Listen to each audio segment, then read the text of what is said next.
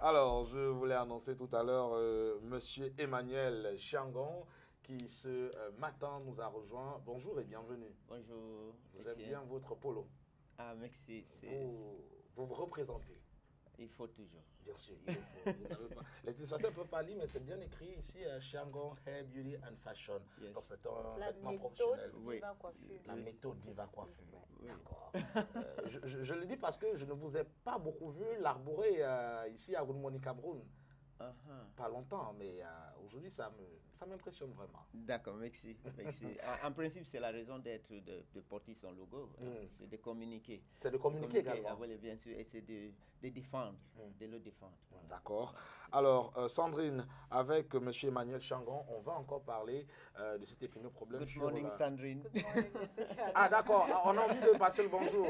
Merci, M. Emmanuel. J'étais déjà emporté dans le sujet. Yes, I know. Il n'y a pas de practical. souci. Yes. On parle de la surconsommation des produits de beauté, des équipements de des beauté, équipements, des des services de services. beauté, Ouais. avec leur impact, malheureusement, qui peuvent être et qui sont souvent négatifs. Oui. Effectivement, nous pensons que cet échange est important et chacun de vous a une certaine expérience que vous avez eue qui était utile ou était malheureux.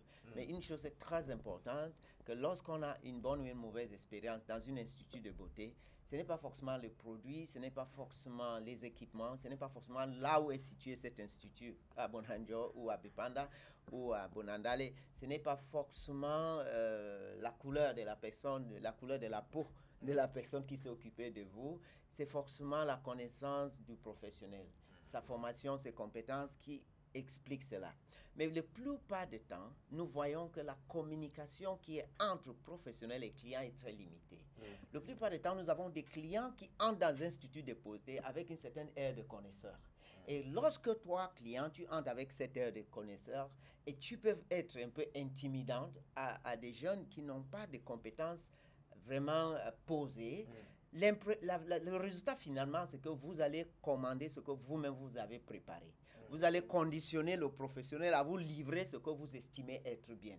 Et la plupart du temps, c'est ce qui se fait. Et vous restez toujours dans une situation d'insatisfaction. Je voulais juste dire que souvent, cette client va arriver dans cet lieu professionnel parce que ça a un certain nom de renommée, ça a certains équipements, et chacun qui sort dit il y a tel équipement, il y a la MAM, il y a la haute fréquence, il y a le jacuzzi, il y a le sauna, il y a je ne sais pas, tous ces les jets d'eau ou la balnéo. Donc ces mots impressionnent. Et lorsqu'on on fait ces choix par rapport à ça, je me dis que la chose la plus importante, c'est de juger les compétences des professionnels qui travaillent. Et ceci passe sans faute par un échange, un entretien, une consultation dans laquelle vous allez poser des questions et les réponses vont tomber dans une logique qui colle avec un résultat positif.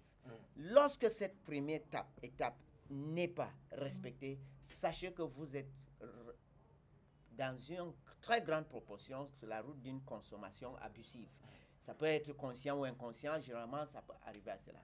Il y a aussi le problème des instituts où on veut vendre le produit à tout prix parce qu'il y a un salaire lié à l'objectif.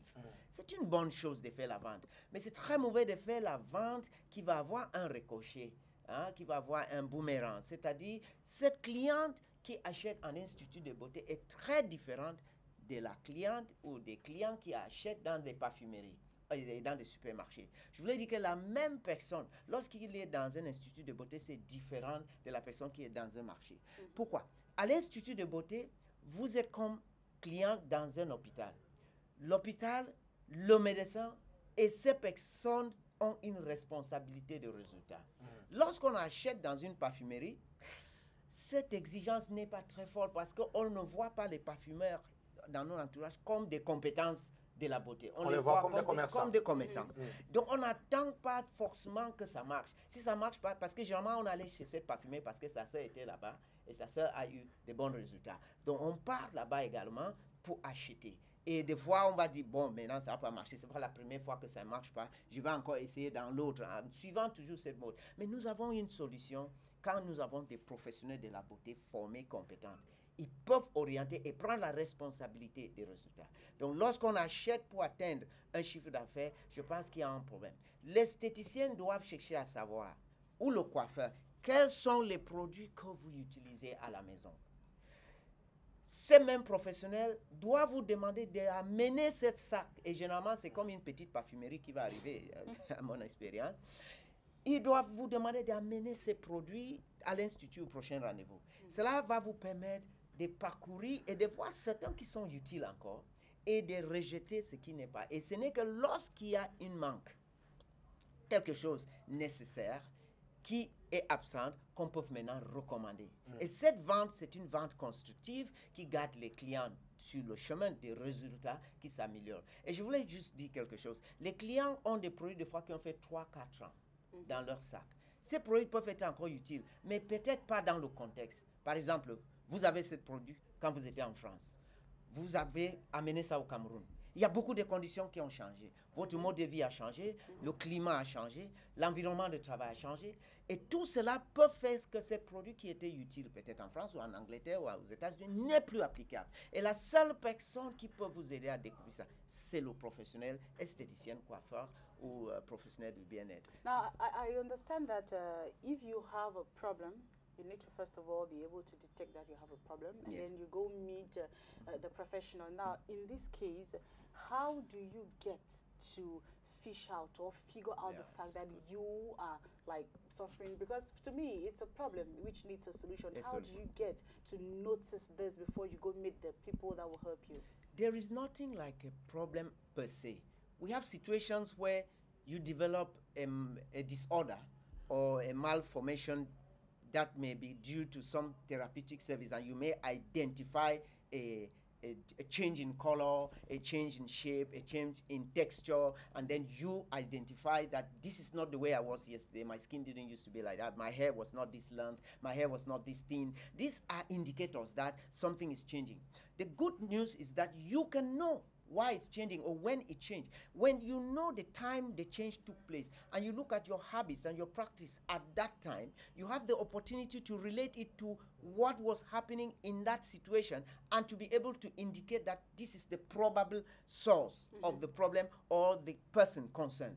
This is when people have an organized lifestyle. But when you have problem with your own lifestyle and your own personal self-discipline, it can be very difficult. But what I want to say is that choices of the places we go to, the people we meet and what we do can be a big help. And I was just sharing with Etienne shortly that there must be a procedure in choosing professional partners in every field. And one of the things you should avoid is being impressed by just the commercial and the infrastructure.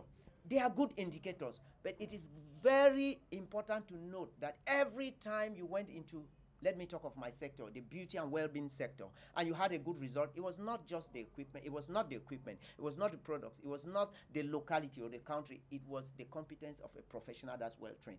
Because a good equipment is like a knife in your hand. You can wound yourself, but you can equally use it to have your piece of meat cut and nicely and eaten. So it's very important that we indicate that the initial take-in procedures, the intake procedures initially must go through an interview, must go through a consultation, during which you should ask as many questions as possible until they find you difficult to bear. Then you find them comfortable, you have already a good indicator. Technicians who are not bored with your questions, who are not looking at you like somebody who came to make them uncomfortable, who accept all your questions and answer them, no matter how stupid they may sound or feel, answer them with all the respect and the calm and the peace and the attention that you deserve. Then you have to analyze the logic in the answers in line with giving results in a time limit. Any result that is vague, that is not limited to time and space, is a gamble. If you have the understanding of the biology and the science of the skin, you can have an estimate with somebody in front of you in terms of age, lifestyle, a few information that this skin can renew in another month or in less than a month and so on. You can equally look at what sorts of aggressions from interview and from observation has taken place on the hair, the skin, the body, and you can now anticipate with results in time. These are very important things that we should take into consideration as listeners to our program. Et c'est important de le signaler. Peut-être pour sortir, Monsieur Emmanuel Shangon, j'aimerais que vous puissiez ici là revenir sur Shangon Hair Beauty and Fashion qui propose encore des formations à ceux-là même qui ont déjà même un emploi et qui voudraient avoir un autre emploi supplémentaire ou alors qui voudraient simplement avoir d'autres connaissances supplémentaires. Oui, merci. Étienne, il faut retenir que nous ne pouvons pas continuer à se contenter avec le minimum. La vie demande encore plus des efforts à tout un chacun de nous et nous avons une culture où il fallait quitter l'école et trouver un emploi, rentrer à la maison, s'occuper de la famille. Là, l'époque là aussi permettait qu'on vit tranquillement. Ainsi, aujourd'hui, vous avez tout est payé, de l'eau. Des fois, à l'hôpital, l'oxygène est acheté. Des fois, les maisons, les locations augmentent, des exigences augmentent, les niveaux de vie, les écoles coûtent de plus en plus cher. Et nous encourageons à travers notre métier qu'on peut faire deux travails. Et encore avoir du temps pour la famille, gagner 2 fois ce qu'on a l'habitude d'avoir. La flexibilité avec cette industrie de la beauté, c'est qu'ils peuvent être managés à des heures indiquées, qui ne fait pas conflit avec les autres métiers que nous avons. De la même façon, on peut vous former dans Shangon Hair Beauty and Fashion à des heures qui vous conviennent. Des fois, ce sont vos midis de 2 heures, pause midi. Des fois, c'est après le travail, au lieu de vous bloquez dans l'embouteillage entre Aqua et vous faites des fois 1 heure, 2 heures entre Aqua et Makepe et le pont. Ces 2 heures-là, vous pouvez prendre chaque jour 2 heures. Et puis, en un nombre de temps, vous allez avoir un métier.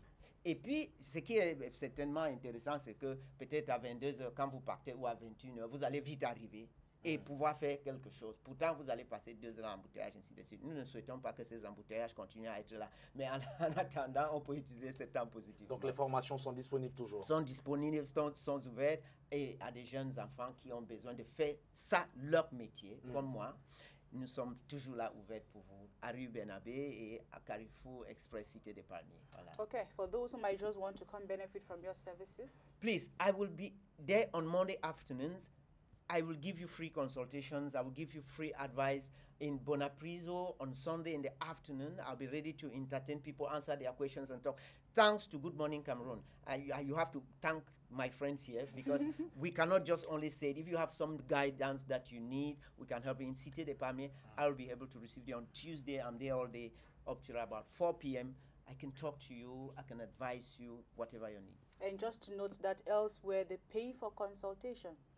And so if you have to come meet Mr. Changon to get free consultation, pour out all your problems to him, then it is obviously an opportunity not to miss. Thank you very much for stopping by. We wish you a beautiful start of a new week. And of course, we will also depart ways right now with our televiewers. We're going to part ways because it's time for us to say bye-bye. I wouldn't go without saying thank you guys very much for being with us once again. It was a superb and beautiful episode of Good Morning Cameroon today. Thank you once more. See you guys tomorrow. And for those who are going out right now to have something to eat, we can just say bon appétit. Good morning, Etienne. Bonjour Sandrine, merci à toutes et à tous et surtout bon début de semaine. Rendez-vous donc demain lorsqu'il sera à 7 h. Vous serez là, nous serons là. Inch'Allah, excellent lundi.